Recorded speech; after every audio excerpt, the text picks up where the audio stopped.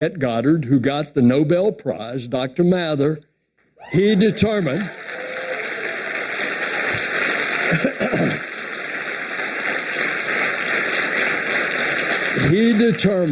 that the universe was 13.8 billion years.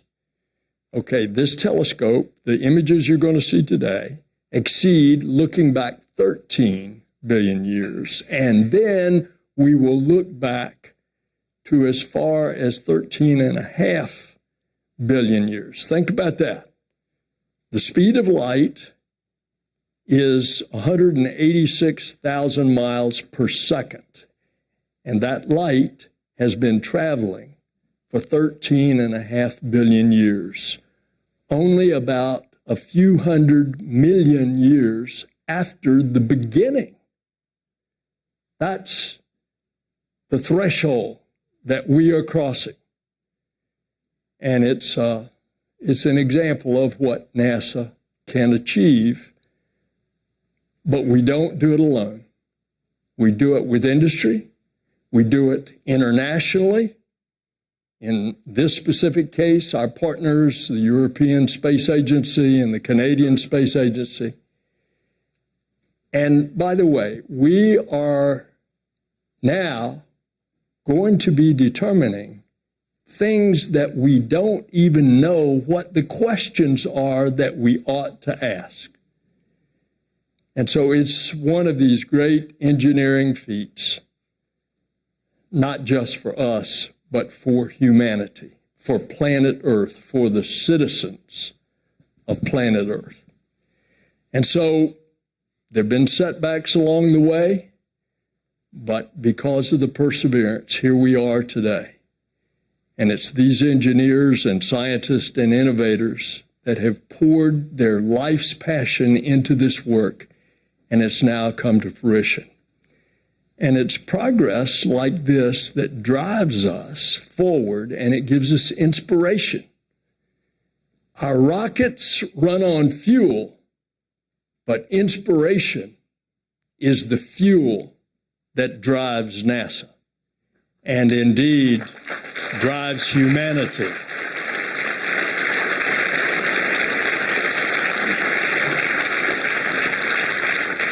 So this novel innovation that made Webb possible is exactly why NASA and why humanity continues to push the envelope, as the test pilots say. Push the edge of the envelope. NASA's no stranger to first steps, and as we enter this new era of spaceflight and discovery, we need to be bold. We have to take risk, but the reward is worth the risk. And this is proof of that. It represents the largest international space science program. It collaborates internationally. Now, Michelle, I'm going to turn it back over to you to share messages from our international partners. Thank you so much, Administrator.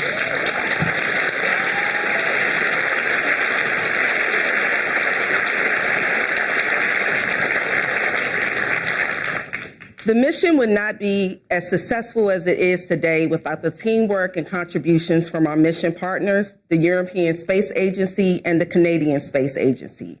We are pleased to share with you a special video message from ESA's Director General, Dr. Joseph Aschbacher, and their Director of Science, Gunther Hasinga.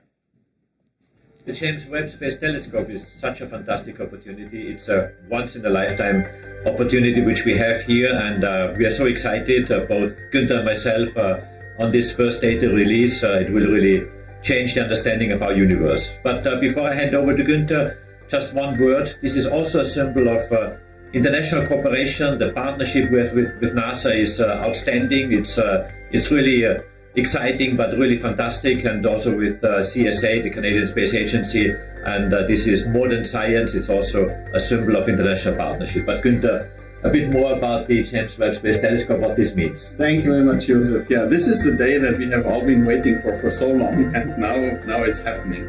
You know, James Webb is a fantastic machine, And its infrared eyes are 3 times sharper than the Hubble Space Telescope and times more sensitive. So with these infrared eyes, you can peer into dark, obscured regions in our universe. You can look at the very first phases of the universe after the Big Bang. You can look at planets in our own solar system and in around other stars.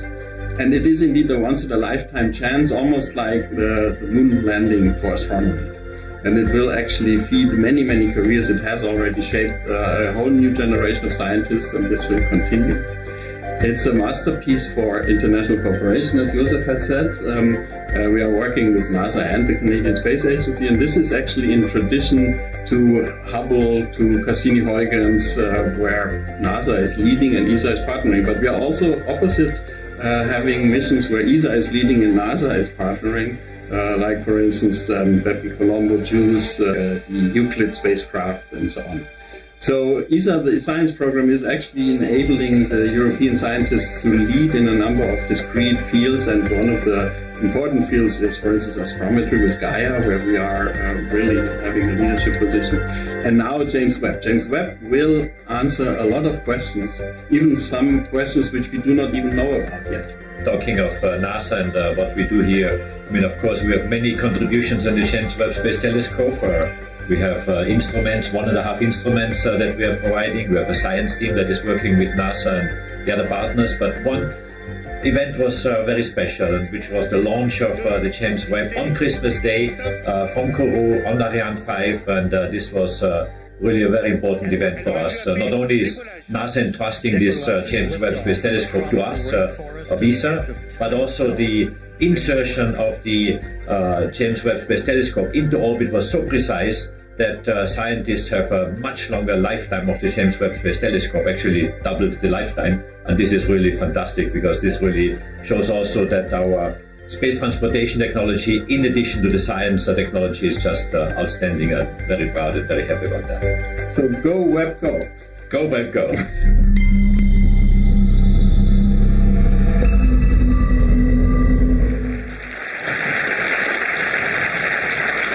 Our next video is from the Canadian Space Agency, and this is from the President, Lisa Campbell. Hello, everyone. Today marks a major milestone in the Webb Space Telescope mission, as we're about to witness Webb's unprecedented view of the universe.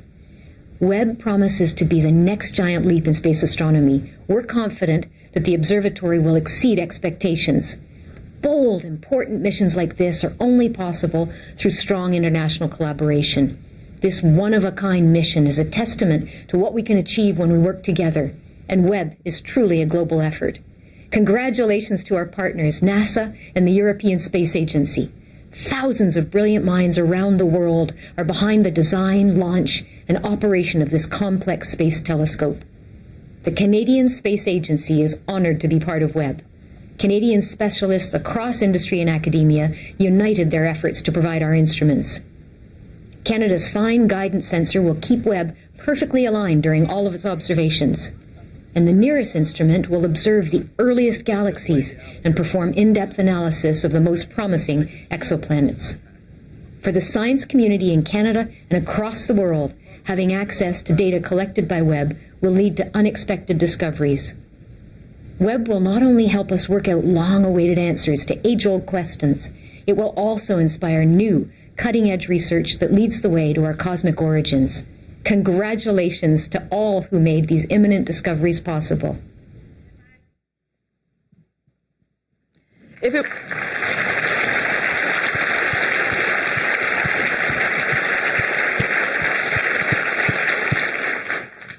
it wasn't for years of steadfast congressional support, this extraordinary project wouldn't have been able to get off the ground. So it's fitting that we have representatives from Team Merlin joining us. And let me clarify, these gentlemen are not just representatives. They are friends of NASA Goddard.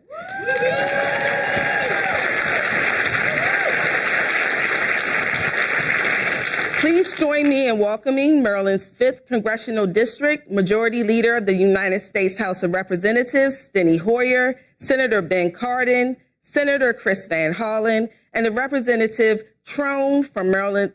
David Trone from Maryland's 6th Congressional District.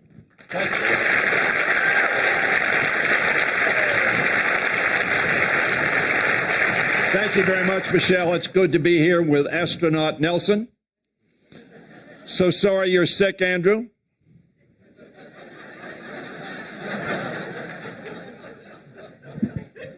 All of us have fought. Hubble was at risk. Goddard was at risk. Webb was at risk. This day gives a new meaning to as far as the eye can see. The vision of the world is greater today than it was yesterday. And it will redound to the benefit of all the peoples of this earth. What a wonderful day. I want all of you who have worked on this project to stand up. Stand up.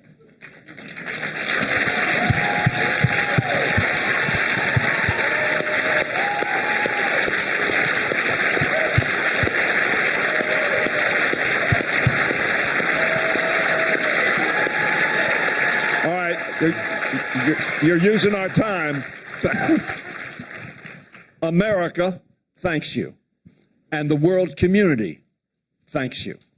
Our time is short. Let me yield to the senior senator from Maryland, my dear friend Ben Cardin, who has fought so hard, along with Barbara Mikulski, to make this day happen. Thank you, Stanley. First, I'm very excited. This event is out of this world. How many times have I said that? I can really mean it this time. We are so proud of the role that Maryland has played. You heard Michelle mention all the different organizations and government agencies and institutions and private. So many of them are located in Maryland. Stanley already acknowledged the incredible workforce. We know the 20th century will be known for space exploration by Neil Armstrong's steps on the moon. The 21st century will be led by the work done by the James Webb Telescope. This is an incredible moment. It's now back to the future, and we're going to be part of it. Chris Van Hollen. Well, it's great to be back here at Goddard, and thank all of you who have been part of this team. You know you've made it when you have your own cheerleading squad. As somebody who was briefly a physics major but bailed out after quantum mechanics, I want to thank all the scientists and the engineers and everybody who stuck with it to bring us to this brilliant day. This is a great day for humanity, peering further back into time, deeper into our universe, answering some questions that are fundamental to who we are and how we got here. Thank all of you from around the world, because this was an international endeavor. And while there were bumps along the way, once the launch happened, everything had to go perfectly. And it did because of all of you. I do want to say Maryland is proud, at least on this day, to be the center of the universe. And thank you. Thank you to Goddard. Thank you to the Space Telescope. And we're going to continue to invest in this mission and so many others, along with my friend David Trone, who's also on the Appropriations Committee in the House of Representatives. So thank you all very much for this incredible moment in scientific history, and space exploration is what connects us all. And that's what's so fantastic about it. As the saying goes, if you want to go fast, go alone. But if you want to go far, go together. And this team has gone together. So thank you and congrats.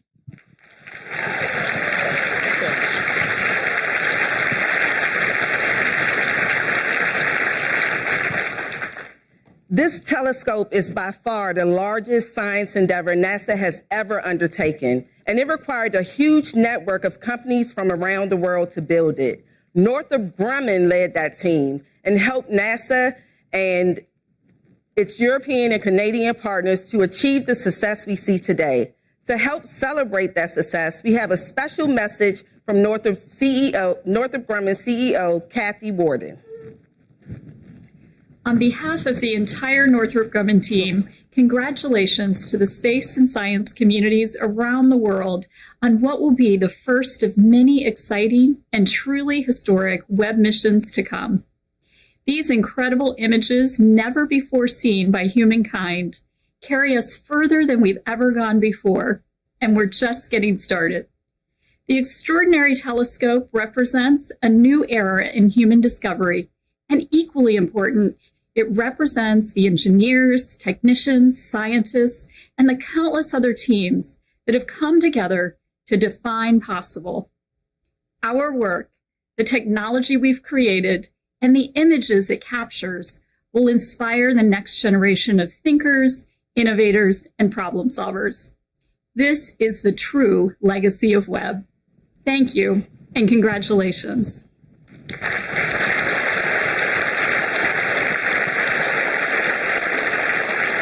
As I said before, it took companies from around the world to get Webb in space. Right now, we're going to hear from the CEO of Ariane Space, Stephan Israel, with a message he would like to share with you. Webb, an incredible adventure we at Ariane Space were honored to be part of. A 20 years collective challenge that finally brought us together in Kourou with Dr. Z, Greg Robinson, Joseph Ashbacher, Daniel Nonschwender, and Philippe Baptiste on a Christmas morning we'll never forget. 27 minutes and 11 seconds, which will be among the most important of our lives. After a perfect launch with our Ariane 5, which has doubled the Webb lifespan, and such a long journey, we are now on the verge of discovering images that will revolutionize our understanding of the universe. A game changer created by the collective work of passionate and brilliant people from USA, Europe, and Canada. To these dedicated teams, I want to say thank you. Thank you for your trust in Ariane that made this incredible adventure possible. Go Webb. All right, guys. We're only a few minutes away from seeing the first images, but before that, I would be remiss if we didn't take an opportunity to let those that led the way have an opportunity to say a few things. We have the Webb Program Director, Greg Robinson, Northrop Grumman's Webb Program Manager, Scott Willoughby, and last but certainly not least, the Webb Project Manager, Bill Oakes.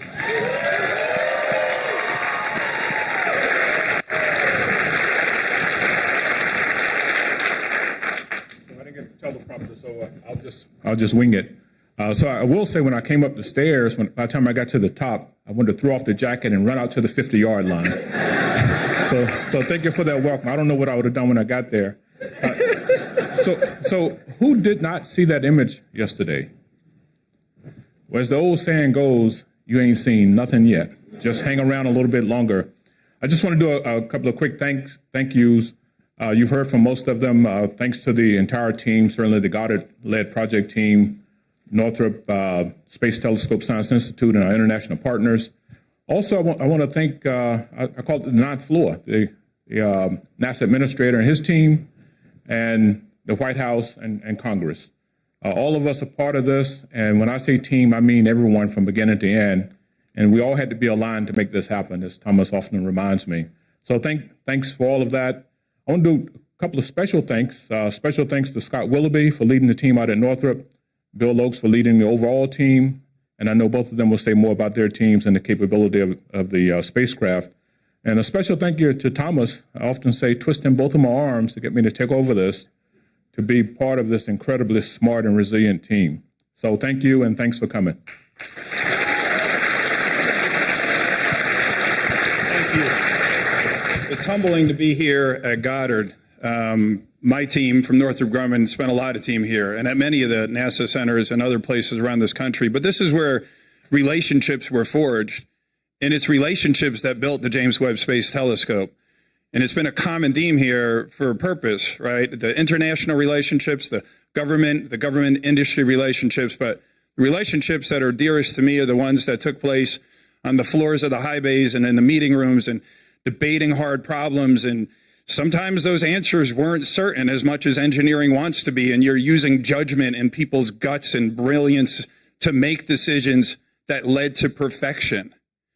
And what Bill and I did throughout all of this was really kind of singular. It was giving that team power. And I just kind of leave with a phrase that I used back when we were getting into the final build of Webb, when people were putting this together, that every human who touched this for the last time should know you get that privilege. And you get to bring your pride to the floor to do that. but you have to check your ego, because pride is powerful, but somebody's going to ask you a question, did you do it right? And somebody's going to look at a picture when you did it and see, was it right? And somebody else was going to review that and stamp that it was right. And every single person mattered in that.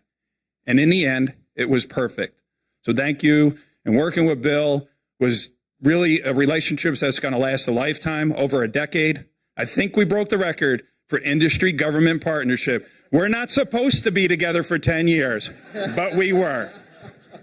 Bill. Thank you. Well, I guess I'm the cleanup, typical job for a project manager. First, just a little update on the observatory. Over the weekend, we finished the last commissioning activity, so we are officially done with commissioning. We have an observatory that is in excellent shape, that either meets or exceeds requirements.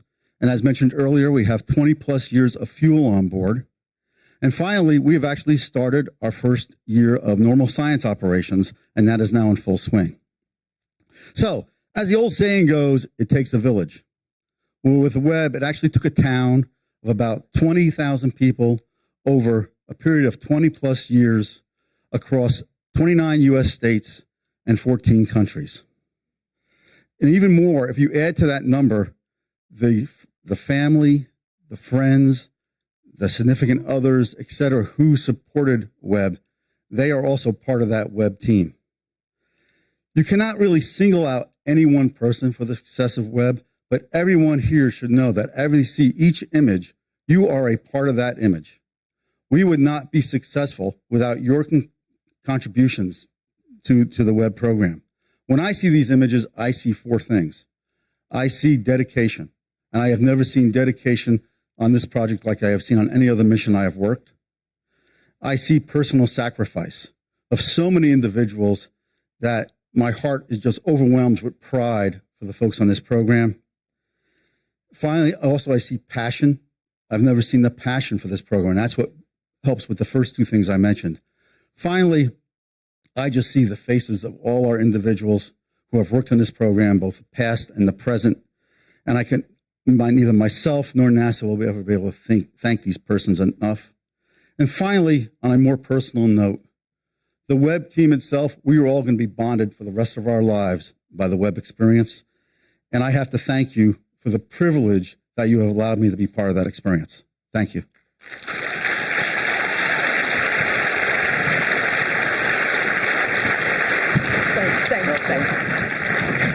All right. Thank you and congratulations, gentlemen. And congratulations to all of you once again.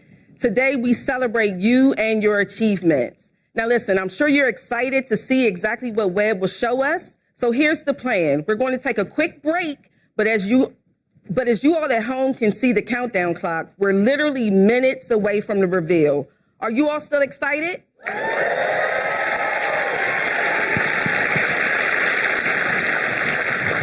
It has been my absolute pleasure spending this time with you. We can't wait to share what humankind is capable of, and we are just getting started. Let's enjoy this journey. Now, on the count of 3, I want you all to scream, "Go Webb." 1, 2, 3. Go Webb!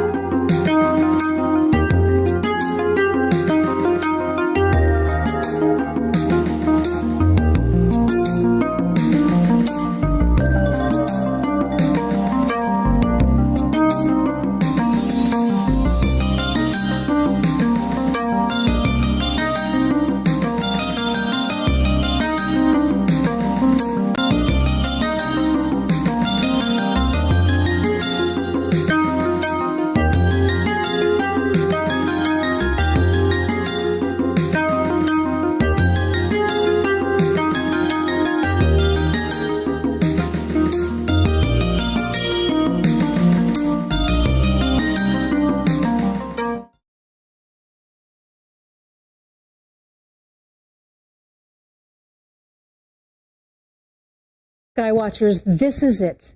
This is the day we get the first science images back from the James Webb Space Telescope, and you've got a front row seat to the cosmos.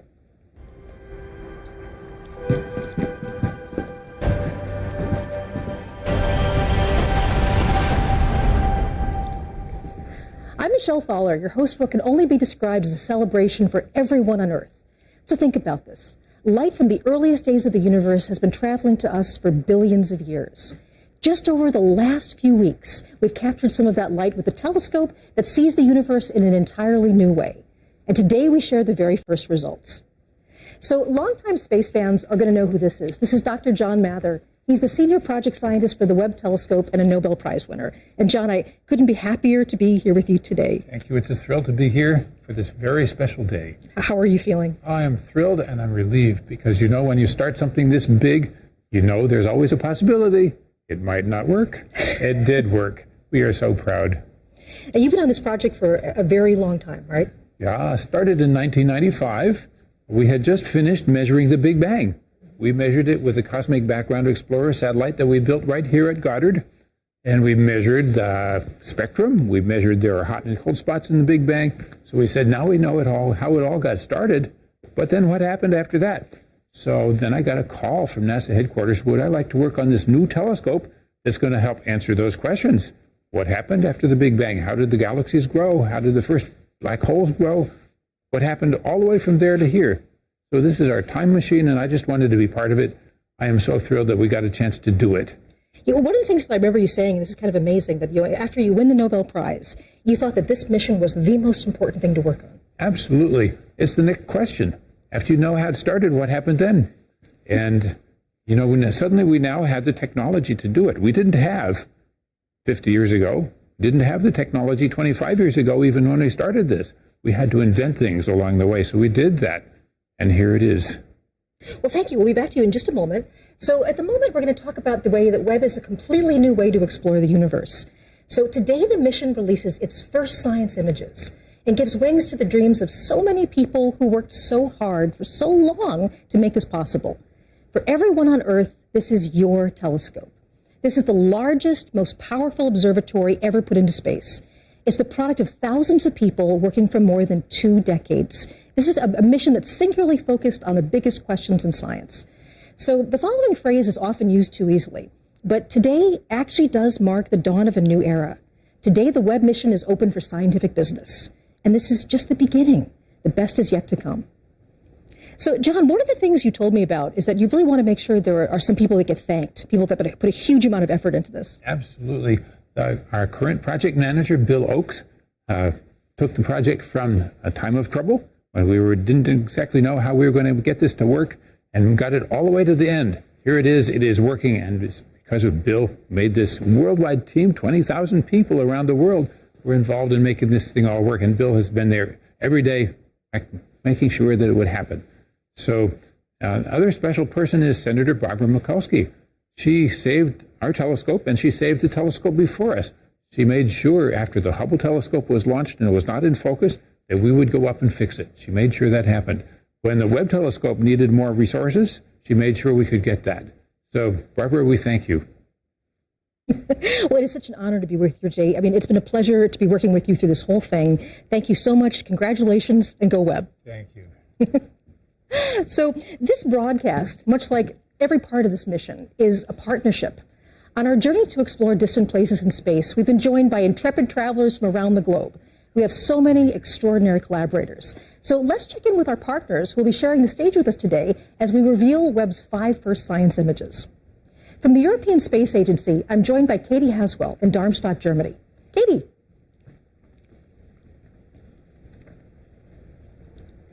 I see Katie in the background there. Also joining us from the Canadian Space Agency in Montreal, we have Natalie Willette and Sarah Gallagher. Bonjour. I see Katie in the background there. I see the waving too. And so naturally, we're also going to be visiting the nerve center of this mission, the Space Telescope Science Institute on the campus of Johns Hopkins University in Baltimore, Maryland. And there we have Alex Lockwood and Carl Gordon, and they're going to give us updates and more. Good morning. Great. So we'll be back with our international partners shortly, where they'll each reveal one of the new images. But today we're also going to be joined by millions of science fans from around the world. Many are gathered at watch parties just for this event.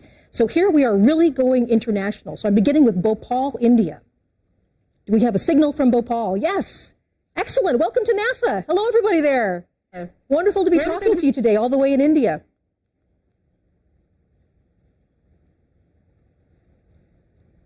We'll be back to them later, yes?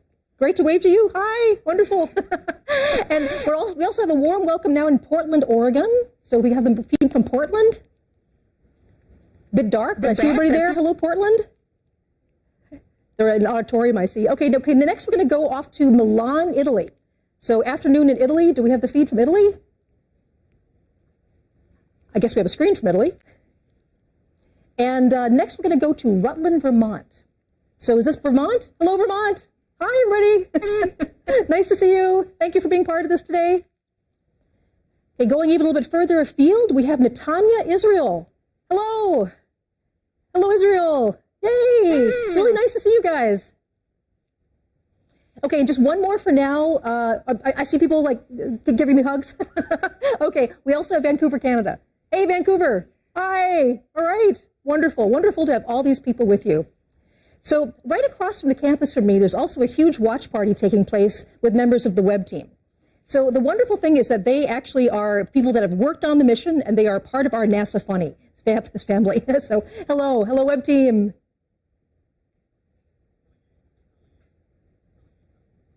There they are. Yes. A lot of people I recognize there. So it's incredibly important to me personally, and also to all of us at NASA, that the universe belongs to everyone. And we are thrilled to share this day with fans everywhere around the world. We'll say hello to some more later in our broadcast. So now it's time to start the main event. What you'll see over the next hour will be a collection of images newly processed by the Webb science team. Only a tiny handful of experts have seen the images so far, and I can tell you that we have been so excited to unwrap them for everyone. We will be releasing each image in turn in real time. As soon as you see it on this broadcast, it will be available for download on the internet. On the screen below, you can see a timeline showing where we are in the show and what's coming up next. And by the end of the show, all 5 images will be available to everyone. So hopefully you can tell I'm excited. Okay, so let's do this.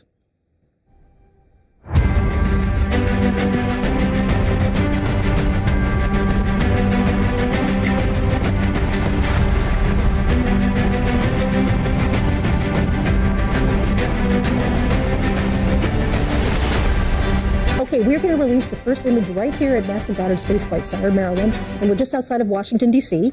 NASA Goddard is home to the project office of the Webb Telescope, and the observatory portion of the telescope, the mirrors and the science instruments, were integrated and tested here before launch. So for many of us, including myself, seeing Webb come together bit by bit right in front of our eyes was an emotional and very inspiring experience. So it's kind of like a part of us was out there with Webb right now. 1 million miles away, part of our hopes and dreams are out there. So I'm joined now by Jane Rigby, the operations project scientist for the Webb mission. And she's a familiar face for people who've been following this before, so welcome, Jane. Hi, Michelle. Okay, so Jane, you not only get the honor of revealing the first image, but this actually got a little bit of a sneak preview. I understand there was a very select audience who's already seen the image. Yes, so last night, on behalf of the project, I had the privilege of traveling to the White House with the NASA Administrator Nelson and other senior staff to share our first image with President Biden and Vice President Harris. And it was really fun. Oh my gosh. They really geeked out. We had a closed door session where we got to walk through all the images and just share the excitement. And they were so thrilled, and they got the profundity of what we're seeing. And so now let's do it. Okay, we've got the whole world watching. Are you ready to put the first image up? Oh, let's do it. Absolutely. All right, here we go. Okay. So the first image is a deep field, and it's also a deep field with a cluster. So why don't we walk through this just a little bit? So if we come up and look at this image, first of all, it's really gorgeous, and it's teeming with galaxies. And that's something that has been true for every image we've gotten with Webb. We can't take blank sky. Everywhere we look, there's galaxies everywhere. And so, this image, as we're looking at it, what we're seeing is not just all the galaxies, but there's a cluster here. And so the cluster are all these white, kind of ethereal galaxies. We're seeing them as they looked back in time, right? The speed of light is only so fast. And so as we're seeing distant galaxies out in space, we're seeing them as they looked billions of years ago. So these cluster galaxies, the white ones, we're seeing as they looked about the time the sun and the earth formed. And then behind the cluster, we have the gravity of the cluster is distorting and warping our view of what's behind. And so there are these galaxies that look stretched and pulled, kind of like they've been magnified because they've been magnified by the gravity of the cluster, just like Einstein said they would. And, it's really, there's so much detail here. We're seeing these galaxies in a way that we've never been able to see before. There's just a sharpness and a clarity we've never had. And so we can look at, if we zoom in on this image, and I encourage you as you grab this image at home, zoom in. You can, really zoom in and play around. There are galaxies here in which you're seeing individual clusters of stars forming, popping up, just like popcorn. And then we also see in the background of this image, kind of littered like jewels all over the back of the image, are these faint red galaxies. Now, that was what we built the telescope to do. The most distant of those are billions of years. We're seeing as they looked more than 13 billion years ago. And so galaxies like that one right there, this little red guy, you're like, okay, yep, what is that? Well, Webb got spectra to figure out what those galaxies are made of, and this is that one. We're seeing as it looked 13.1 billion years in the past, less than a billion years after the Big Bang. And we're seeing the elements of oxygen and hydrogen as well as neon. This is how the oxygen in our bodies was made in stars, in galaxies, and we're seeing that process get started.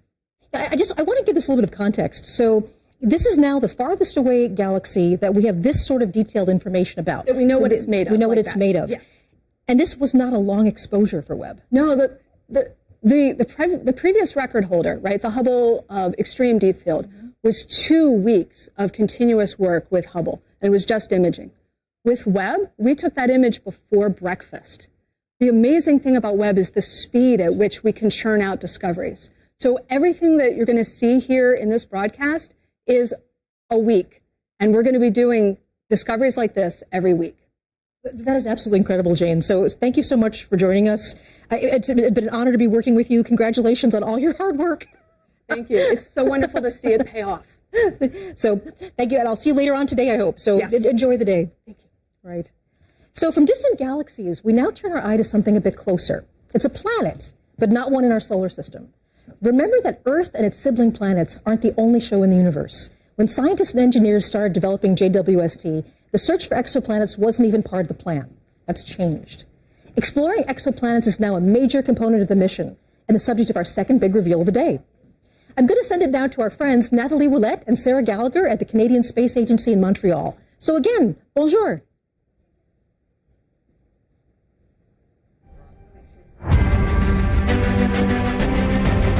I guess we're having a little...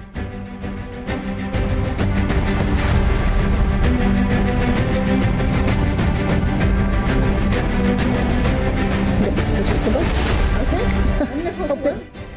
I'm here to tell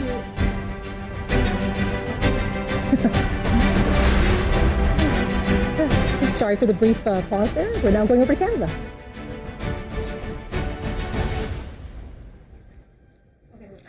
Okay.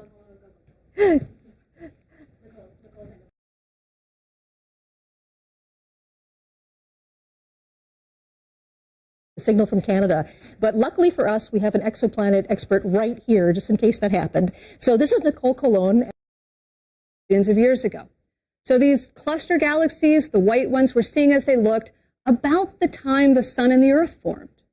And then behind the cluster, we have the gravity of the cluster is distorting and warping our view of what's behind. And so there are these galaxies that look stretched and pulled, kind of like they've been magnified because they've been magnified by the gravity of the cluster, just like Einstein said they would. And, it's really, there's so much detail here. We're seeing these galaxies in a way that we've never been able to see before. There's just a sharpness and a clarity we've never had. And so we can look at, if we zoom in on this image, and I encourage you as you grab this image at home, zoom in. You can, really zoom in and play around. There are galaxies here in which you're seeing individual clusters of stars forming, popping up, just like popcorn.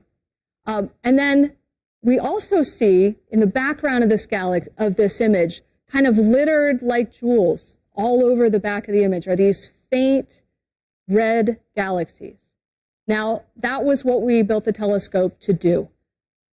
The most distant of those are billions of years. We're seeing as they looked more than 13 billion years ago.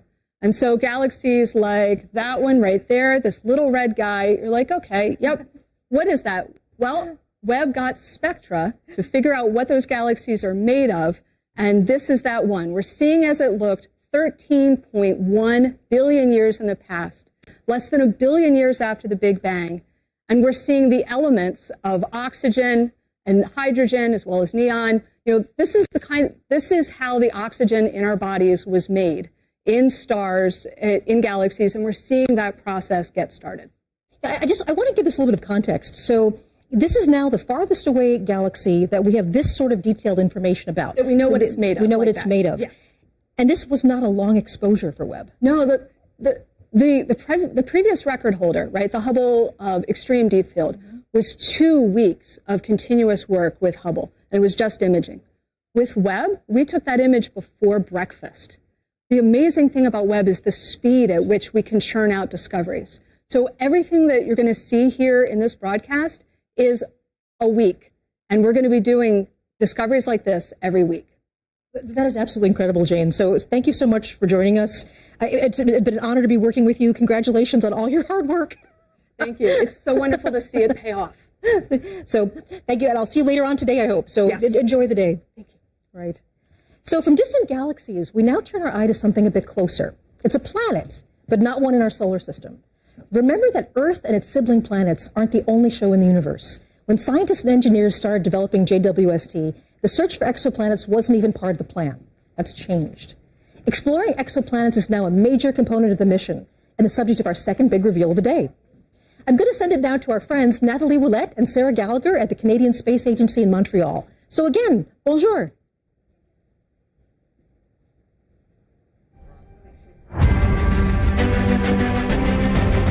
I guess we're having a little...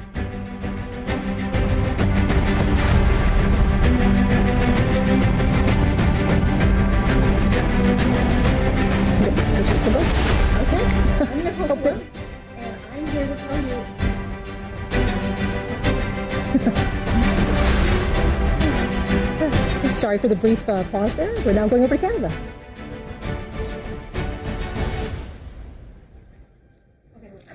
Okay. Yep, we're all ready. Yeah. Okay, I apologize. We're having some trouble with the signal from Canada, but luckily for us, we have an exoplanet expert right here, just in case that happened. So this is Nicole Colon, and she's an exoplanet scientist at NASA, and we're going to talk about this amazing new result from a very hot planet, I understand about 1,000 light years away. That's right.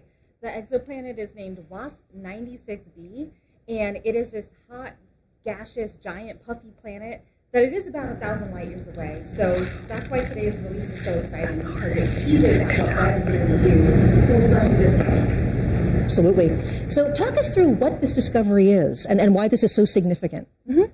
Well, this reveal that you're going to see is going to show the first spectrum of an exoplanet as taken from the Webb telescope.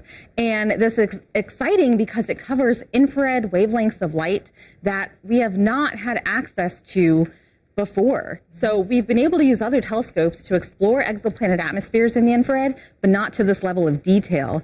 And this is just one sliver of data that Webb is providing us using the nearest instrument specifically. And there's something about infrared that is actually particularly good for the spectrum. So in this case, what we're doing is we're actually going to take the light and break it up into a rainbow and look very, very carefully at how much color is coming in each part of the spectrum. So I believe we have that image, if we can put that up. Okay, yes, I believe we're revealing the spectrum right here. So we now have our spectrum, and this is exactly what you're seeing. As you just described with spectroscopy, what we did was we observed a transit of an exoplanet. We observed the planet as it passed in front of the star. Now, mind you, this is not a direct image. This is an indirect image. So we've seen the effect of what happens when the planet and its atmosphere passes in front of the star. The starlight filters through the atmosphere, and then you can break that down into wavelengths of light, and you get a bunch of what looks like bumps and wiggles to some people, but it's actually full of information content. So you're actually seeing bumps and wiggles that indicate the presence of water vapor in the atmosphere of this exoplanet. So we have the spectrum up here. Is there anything you'd like to highlight particularly? Yeah, absolutely. So we have several features marked here. So I call them features. They're these, what I just referred to as bumps and wiggles. But what you're seeing here is a telltale signature, the chemical fingerprint of water vapor in these atmospheres, in the atmosphere of this specific exoplanet. And the other thing we can tell actually is that there's evidence of clouds and hazes because the water features are not quite as large as we predicted. So we can take that and infer that there are presence of clouds and hazes. Right. Now, one thing that we really want to make sure people understand is with this particular planet, this is a hot world. It's actually closer to its star than Mercury is to our sun. Mm-hmm. And so we're not looking at liquid water here, but we're looking instead at sort of steam, water vapor. Yes, this is an exoplanet. It's about the size of Jupiter, about half the mass of Jupiter. It orbits around a sun-like star, but it does it every about 3.5 days. So it's extremely hot, extremely close in, nothing like our solar system planets. But that's okay, because what we're seeing is, again, the first exoplanet data from Webb, and this is just the beginning. We're going to start pushing down to further smaller planets and being able to take measurements just like this with the NIRS instrument that was built by the Canadian Space Agency, but also there's three other science instruments that will add to our knowledge in the infrared, as well as direct imaging modes, along with the transit method. So there's a lot more to come. And I guess one thing we should mention is not only are we going to be looking at planets that are more like the Earth in the future, but we'll also be looking at planets in our own solar system. Absolutely, yes. We're going to have exciting data from planets in our solar system, from Mars outward, as well as asteroids and comets. So stay tuned for a lot more to come. Thank you so much, Nicole. Thank you so much for telling us about the spectrum, and I'll be seeing you later on today. So we have 3 more big image reveals, and with that, new and more exciting science. But first, let's take a look back at the journey that brought us to this moment. Celebrations like this one are only possible with years of hard work from a cast of thousands. When a new mission is being built, even the most enthusiastic space fans only get to see dramatic moments in its life cycle, the news and images that come out in updates and press releases. But that doesn't really give you the sense of the huge effort that goes on behind the scenes every day. The plans, schedules, and organization to keep everything moving forward really happens, for the most part, out of people's gaze. Webb started as an idea that took root at NASA Goddard. It grew first into planning teams, research projects, schematics, requirements. Then it began the long journey to become real with the development of new technologies, cutting-edge engineering, and finally fabrication, putting it all together. Let's take a brief look back at the visionary journey to how we all got here today. So today was the final closeout of the purge. Okay, guys, I can hear Rupa, It's a pretty emotional moment to be in there and actually, closing it up for the very last time, right? You're the last one to touch this. And so that was the final operation. And once that fitting is closed out, there's no more touching of the vehicle. We're ready for launch.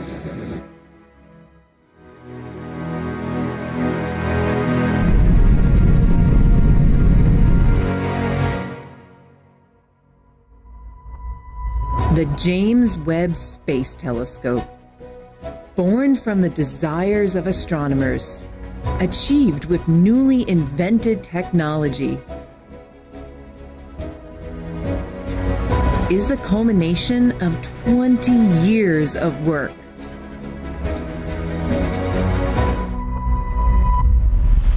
Humanity has unlimited questions about our universe. Engineering a way to investigate them requires enormous creativity. Webb has been a trade-off between engineering performance, what the astronomers want, risk. In fact, when we started 20 years ago, we were actually looking at an 8-meter telescope. Developing the most sensitive instruments. And testing, and more testing.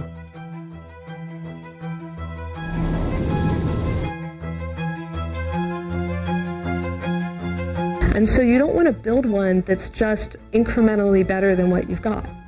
Because if that's the case, you would just observe longer on the telescope that you already got. And so every time NASA builds a new astrophysics mission, a new telescope, it needs to be way more sensitive, way more capable than anything we've ever built before. We all got together in that conference room and we played real time as the images came down from the spacecraft, the very first diffraction limited images ever obtained with Webb. And what we collectively saw as a group was the highest resolution infrared image taken from space ever. If you're just joining us, I'm Michelle Thaler at NASA's Goddard Space Flight Center, and you are watching live coverage of the release of the first science images from the James Webb Space Telescope.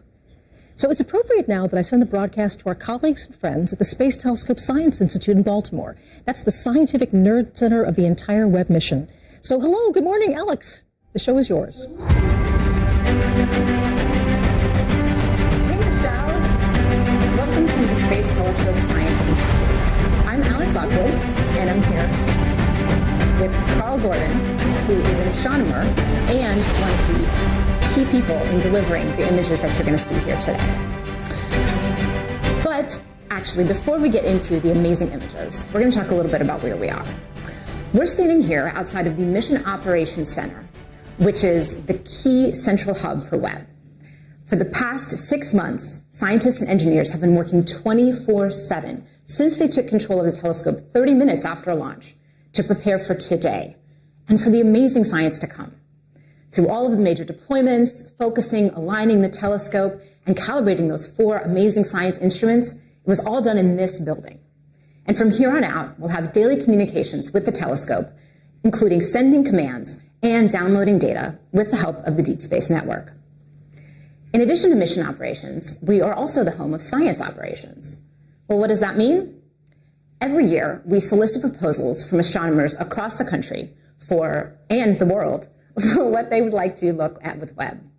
Then we hold a rigorous selection process to select the ideas that will best utilize Webb to study and understand our universe.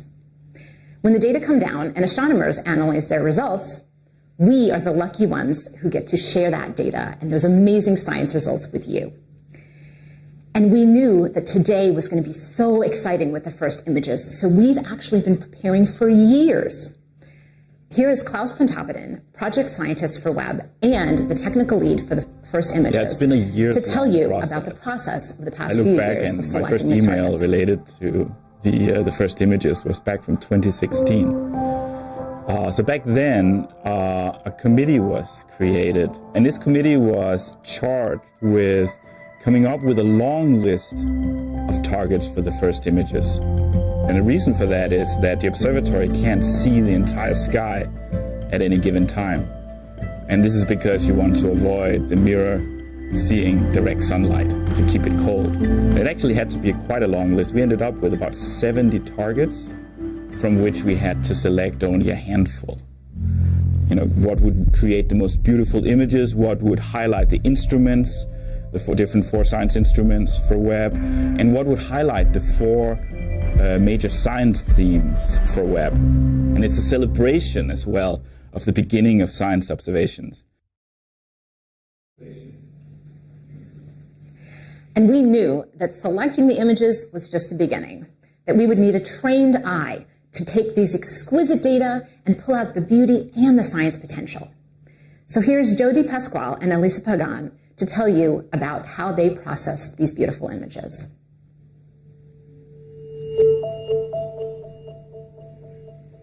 And they have it up downstairs. I think they missed some of that beginning.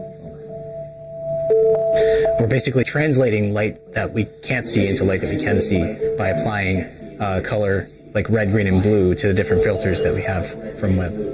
And the reason we want to color the images is because there's actually more that you can get, more information that you can get from the image if you see it in color.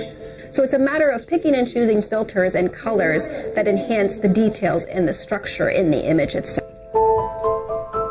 The shortest wavelengths of infrared light and assign those blue colors, and then move our way down to green and red as we go to longer and longer wavelengths. And then we additively combine those together to get our full color image. But there is a lot of aesthetics that are involved in this. And painstakingly going through and cleaning these images up with an attention to detail, a level of detail like at the pixel level in every image. So when I'm working on the astronomical data, it is this sort of marriage between art and science. When you're choosing colors for the filters, you really are trying to show the different details and the processes that are happening in astronomical images. But at the end of the day, you want it to be very compelling. You want it to be very beautiful because space is beautiful.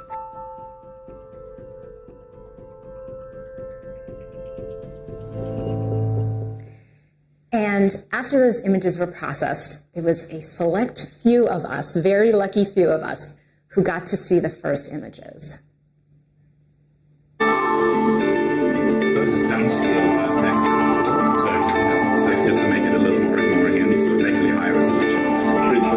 So we have a team of about 30 people who are producing these images, and we feel incredibly privileged to be the ones who are the first to see these science-like images. When we saw the first data come down of real targets, people were speechless and there were emotions, because we could see how amazing this observatory will be. The detail, the sharpness, the depth. And when we saw the first color images, we knew that we had a winner. And now we are ready to see Webb's first image of a star dying, a planetary nebula called the Southern Ring. Let's do it. Oof. Wow. Wow. This near-infrared image is, wow, the detail. Oh.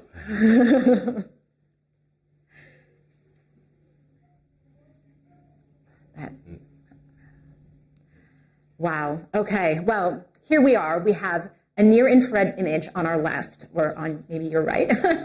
And here on the right, we have a near-infrared image. And so I'm here with Carl, our astronomer specialist. Can you tell us what we're looking at in these images?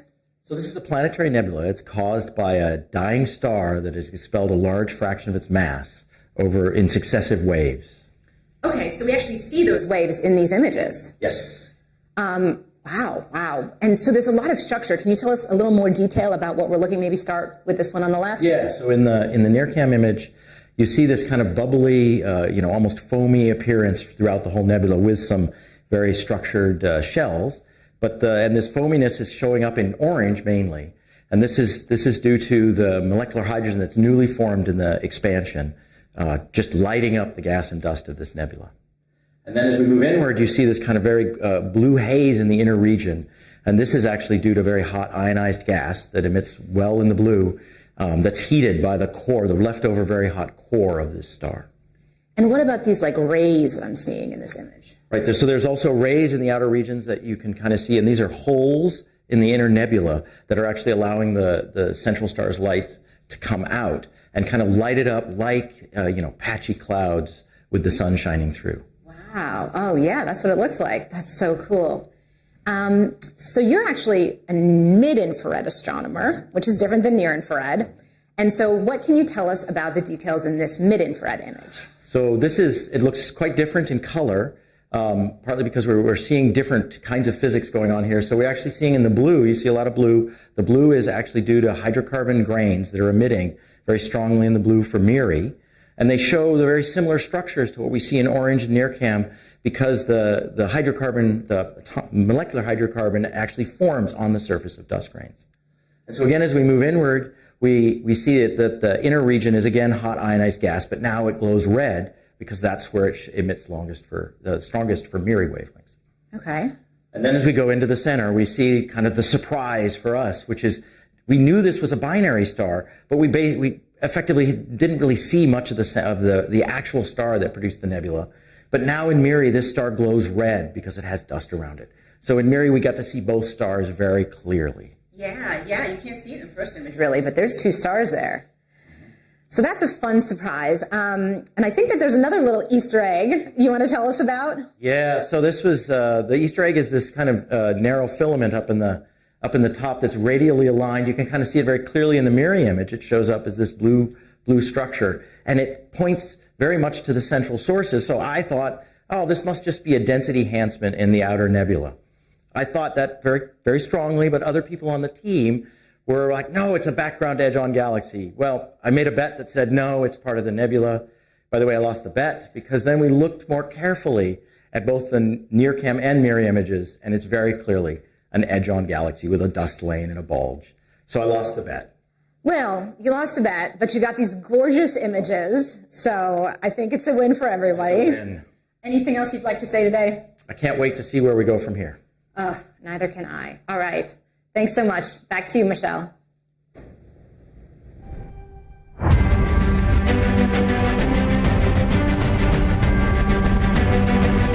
Thank you, Alex and Carl. And I have to say that image is absolutely spectacular. So as you know, people from all over the world are watching us today and joining in our excitement as we release Webb's first science images. We've been checking in with our colleagues in Europe and Canada throughout the program, but we also want to take a moment to include the people at the oh-so-many viewing parties scattered around the world like stars in the night sky. So let's check in with some of them now. First, we go all the way to Perth, Australia.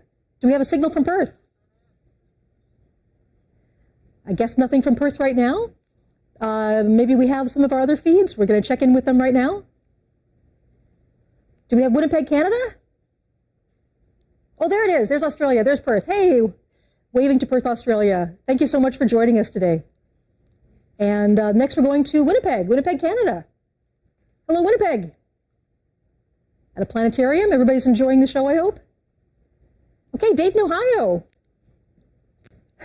Everybody's watching on the, there we go, Dayton, Ohio. Hello, everybody, Dayton. Nice to have you here with us. There we go, yes. Hey, hey, Dayton. Hey, they're jumping up and down. Hi. Okay, all the way Bangalore, India. Bangalore. Hello to Bangalore, India. Hey. It's absolutely wonderful. Hey. Okay. So I hope you enjoy the rest of the images we're releasing. Okay, of course, NASA's family extends all over the country. The team at JPL in Pasadena, California, they're on site to celebrate with us. So hello, JPL! Some of my favorite people in the world. Hey, hello! And I think the last place we're going to right now is Northrop Grumman, one of our major contractors. Hello, Northrop Grumman! Oh, hey, all right! Yay! Nice to see you, Northrop Grumman. All right, now there's also a big watch party right here on the NASA Goddard campus. Many of these people have worked on the mission itself, and we also have top NASA leadership and representatives from our government. So hello! Hello, watch party at Goddard! Yay!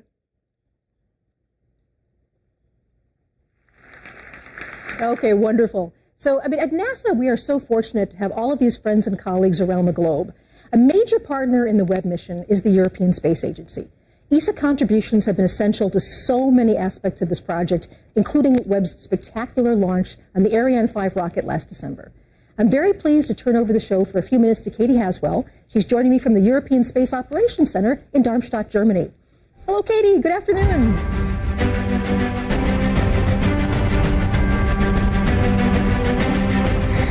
Thanks, Michelle. Thank you, Michelle, and welcome to Germany. We're at the European Space Agency. I'm still getting all kinds of IFB from lots of center. That's where the teams effectively fly the satellites. They're a little bit of a cross between air traffic controllers and pilots. We have lots of different control rooms here. This is the main control room, and as you can see today, it's not in use, so we've been lucky enough to move in here for today. I have two very special experts with me, both scientists from the European Space Agency. Giovanna Giardino is a near-spec scientist. Giovanna has been working on that for many years and lots to tell us about that. And Mark McCaughrean is a special advisor for space, for science and exploration. These two guys have been working on the Webb Space Telescope for a long time, so we're very grateful to have you with us. Thanks, folks. Pleasure. We are excited to reveal our image with you. But before we do that, we thought we'd give you a little bit of background, because we've come here today because these guys were the first ones to pick up the signal during the Webb launch, when Webb first launched. They run a system called S-Track, which is NASA's deep space tracking system, and they were listening out when Webb called home. And the controllers here have been looking after a whole very, very impressive list of missions since 1968. ESA has played a very, very important role during the Webb for the Webb Space Telescope. They provided the launch on board the awesome Ariane 5 launch vehicle from the Guiana Space Center. The atmosphere in the Mission Control Center was electric. I can tell you I was there. They've also provided people. We have 15 ESA scientists working at Space Telescope in Baltimore, and also they have provided the infrared spectrograph, the near-infrared spectrograph, and also half of the MIRI instrument, which is the mid-infrared instrument. Let's take a look at those now. Webb's 4 scientific instruments include NIRSPEC, the near-infrared spectrograph, led by ESA. NIRSPEC splits near-infrared light from astronomical objects into its components. Like a barcode, this will help scientists understand the physics of the objects they're observing, from their temperature to atomic makeup. NIRSPEC can observe parts of an object or the sky using an image slicer and an array of microscopic shutters. Webb's Integrated Science Instrument Module, located behind the main mirror, also contains MIRI, a mid-infrared camera and spectrograph. Seen here during testing, MIRI's been developed by a partnership between Europe and the US. MIRI detects mid-infrared light from planets, stars and galaxies. It can analyse molecules to help us deduce what astronomical objects are made of and peer into clouds of gas and dust where stars and planets are born. Together, these instruments will help Webb detect and analyse light from the very dawn of time, revealing the universe as never before. So let's get ready to reveal our image. And remember that one of Webb's jobs is to find out about galaxies, more about the galaxies, but also to help us to understand how they change. And this image is going to be very, very useful for that. Let's reveal it now. There it is. It's called Stephan's Quintet, and it's wondrous. Giovanna, what are we looking at? Yes, like it's a quintet, so we are looking at 5 galaxies. Galaxies are this giant structure that, as we've seen, we see everywhere around us in the universe. They contain from million to 100 billions of stars, and in fact we live in one of them, the Milky Way. And here we see 5 of them. This is a closer a galaxy in the foreground, and these 4 are at a distance of about 300 million light years from us, and are locked in a close interaction, a sort of cosmic dance driven by the gravitational force. You can see here these 2 in a process of merging within each other. This is a very important image and an area to study, because it really shows the type of interaction that drives the evolution of galaxies. That's the mechanism of galaxies' growth. I love this image of the cosmic dance moving through each other. Mark, there's a lot going on, though, in this image, isn't there? There is. So this is a near-infrared image and a mid-infrared image combined. And when we zoom in on the left-hand side here, we see this foreground galaxy. We see lots of individual stars in there, actually resolved as point sources, which is remarkable. And then as we pan across, we actually see the galaxies in the merging galaxies. We now see gas and dust, which is being heated up in the collision between those galaxies. And that's a place where new stars are being born today. So we're actually seeing the process of creation of new stars in this region. And then when we look in the background here, we see not only the galaxies at 300 million light years, but also stars in our own galaxy. These snowflake structures that you see here, those are nearby stars. But in the corner and around the edges, we see galaxies which are much, much more distant, much further away. So similar in some sense to the ones that we saw earlier on in that deep field. And so this image actually takes us from the nearby galaxy, our own Milky Way, through these galaxies which are evolving today all the way to the distant universe. And in a way, it captures cosmic evolution of galaxies over those 13.8 billion years. So we have another image, don't we, that we can exactly. look at? So if we strip away the near-infrared view there of the stars predominantly, now in the mid-infrared with MIRI alone, we see mostly gas and dust. So we see the same galaxies again, the 2 merging. And then we also see something very interesting up at the top here, because this top galaxy has something new and bright in the middle of it. And Giovanna, tell us what that is. Yeah, that's an active black hole. We cannot see the black hole itself, but we see the material swirling around, being swallowed by these sort of cosmic monsters, and this gas gets heated to extremely high temperature as it falls onto the black hole, and it becomes very bright. In fact, this is how shiny is the galaxy. Here we see luminosity that are 40 billion times the luminosity of our suns. It's really, really bright. And with NIRSpec, we can zoom into this area, and we have this technology that allows us to take thousands of images at different wavelength channels, so see this distribution of the gas, what's going on in the gas in different regions of this core area, and understand the composition of the gas, the velocities, the temperature. So that's very important to understand the physics. So it's giving us so much information, and it just shows the power of this telescope. Mark, this is just the beginning, though, isn't it? I think that's a very important takeaway from today. You know, these are like pictures just taken over a period of 5 days, and every 5 days we're getting more data, which will contribute more in that direction. It's a culmination of decades of work, but it's just the beginning of decades.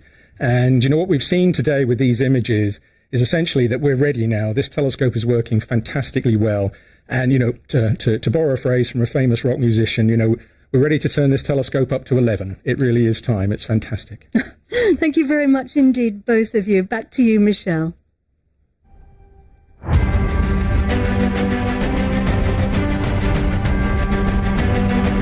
Thanks, Katie. It is so great to have you and your colleagues with us on this historic day. So before we get to the fifth and final image reveal of the day, it cannot be said enough that an achievement like the James Webb Space Telescope is something bigger than any one of us. It's bigger than any organization, any country. This truly takes a planet. Webb belongs to all of us, and starting today, the discoveries start, and they're not going to stop. This is just the beginning. We've said several times throughout the broadcast that the Webb mission is about people, and during the construction of the Great Telescope, people started to see themselves in it, literally.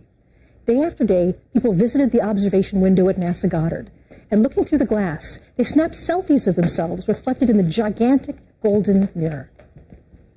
These photos are actual reflections of the enormous human investment and the emotional commitment that brought this mission to life.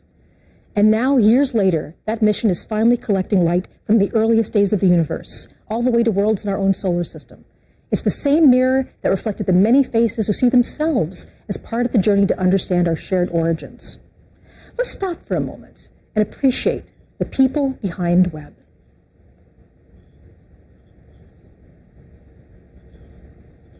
Okay, it's time now for the last image to be revealed. Here we go.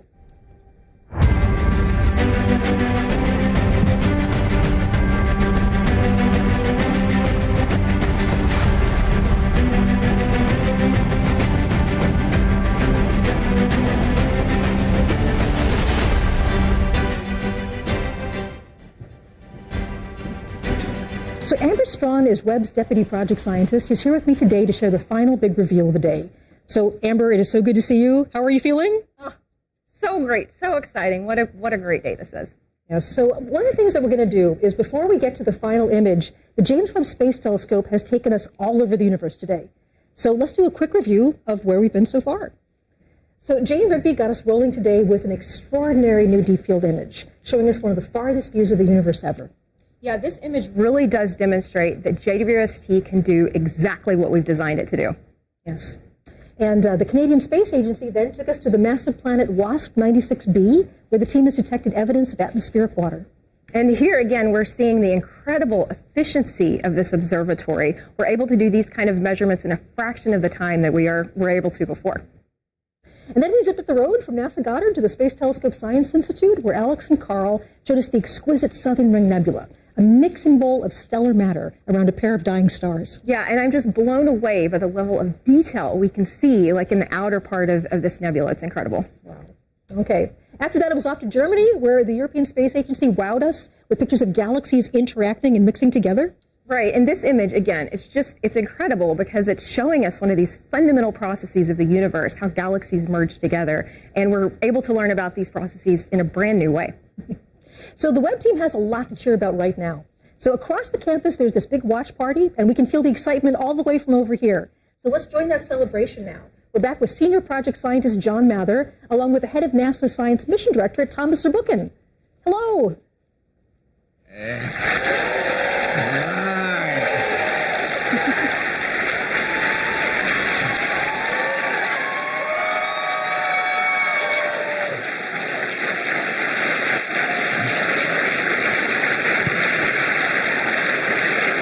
So, John, we looked around the world and we're the only ones with a cheerleading crew right over there. That's amazing. Look, you've been with this mission for decades. How do you feel today? I am so thrilled and so relieved. This was so hard, and it took so long. It's just impossible to convey how hard it really was. That we risked so much to say we're going to go do this, and it's so near impossible, but we did it. Yeah, there are thousands of ways this can go wrong. Yes. Many of them, we worried about and frankly feared even after launch. I have to tell you, I was really, really nervous. And, it's almost like athletics for me. You always get to know the team when they're on the field. And on the field, they were right after this launch, and they were perfect. They absolutely were. And I really wasn't worried, but maybe I should have been.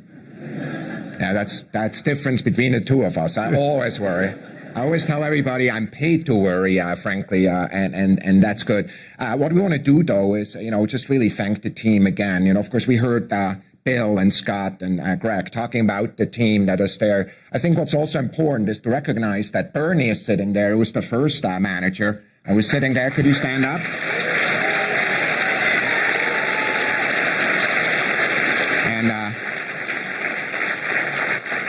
And I want to mention that Phil Sabelhaus, who was a manager also during that time, is no longer with us, but his heart is with us today. Yeah. I have to tell you, John, after each one of these milestones, I called a lot of people. I called Bernie, for example, and I called people at my job and people who are administrators, because there's many of them. And I just wonder how you feel about the team. Just give you the word here. I am just so thrilled that we had a privilege to assemble such a brilliant team. We drew from the best of the best, and here we are. So my extreme deep thanks go to all the people who built that team, not only to Bernie, who started us and helped us build up all the technology, to Phil, who made sure we would have a plan, and then when we didn't have quite enough money, to Bill, who pulled it all together and made it get all the way to the end. I am so thrilled that we had so much talent to draw on. And here we are. We have the support of the country and the world to take on this immense challenge. You know what I'm most excited about? There's tens of thousands of scientists. And frankly, some of them just got born or not even born, who are benefiting from this amazing telescope, because it will be with us for decades. It will be. It took us about 25 years to get here since 1995. And we have at least 25 to go, I hope. So look, we are in a sense of these images, the art that is out there in the sky, revealed for the first time. We're thinking of the team and we're thanking them. John, thanks to you, thanks to all of you, and back to Michelle. Thank you so much, Thomas. And this entire collection continues to just absolutely astound me. Okay, Amber, so here it is. Can you walk us through the final image reveal? Absolutely. Here we go. Last image is, wow, look at that. So, Amber, can you tell us a bit about what we're seeing here? Of course. This stunning vista of the cosmic cliffs of the Carina Nebula reveals new details about this vast stellar nursery.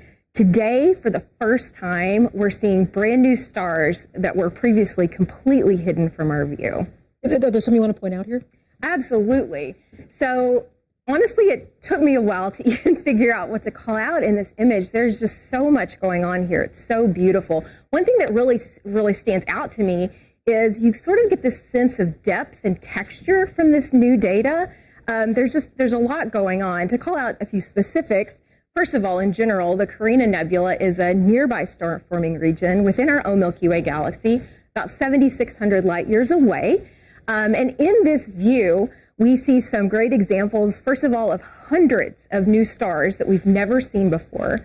We see examples of bubbles and cavities and jets that are being blown out by these newborn stars. We even see some galaxies sort of lurking in the background up here. We see examples of structures that, honestly, we don't even know what they are. Like, what's going on here? The data is just so rich. And there's something really special about the infrared. Infrared can actually see deeper into these star-forming regions. Absolutely. That's one of the great things about infrared is it really does reveal what's going on here in a really cosmic sense.